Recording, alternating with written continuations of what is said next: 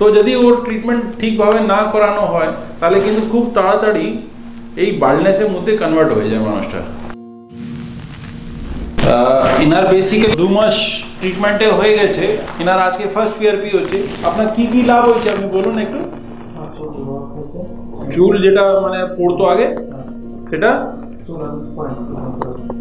এখনো আর পড়ে না ট্রিটমেন্টে বাদে। তো আপনার কি মনে হচ্ছে কি ট্রিটমেন্ট করার দরকার ছিল?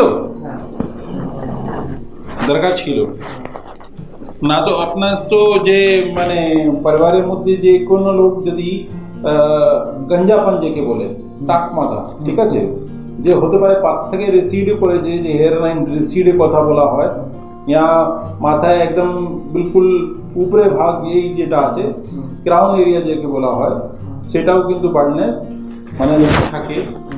সেটা হচ্ছে অ্যান্ড্রোজেনিক অ্যালোপেশিয়া মানে জেনেটিক, বুঝতে পেরেছেন?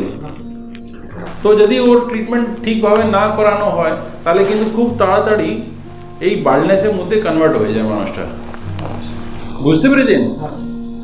তো মানুষটা কি করে, যে টাইমে চুল পড়ে সে টাইমে ও নেগলেক্ট করে জিনিসটাকে, নেগলেক্ট করে করে ওদের বাল্ডনেসটা চলে আসে, বুঝতে পেরেছেন? তো আপনার কি উপকার হয়েছে ট্রিটমেন্টের বাদে?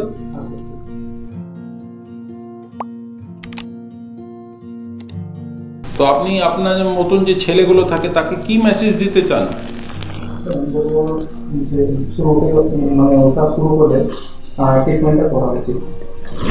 নেগলেক্ট করা উচিত না, না?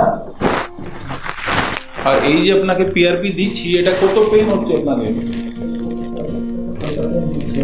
হ্যাঁ, আপনি তো কমফোর্টেবল কথা বলছেন আর আমি উপরে পিআরপি দিয়েই যাচ্ছি না, তাহলে তো সহ্য করার মতন আছে এটা,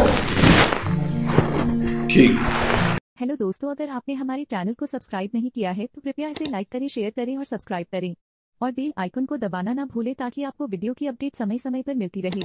धन्यवाद।